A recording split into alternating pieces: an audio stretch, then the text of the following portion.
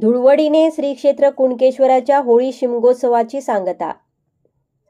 श्री क्षेत्र कुणकेश्वर येथे विविध सांस्कृतिक व धार्मिक कार्यक्रम उत्सवाच्या दरम्यान करण्यात आले।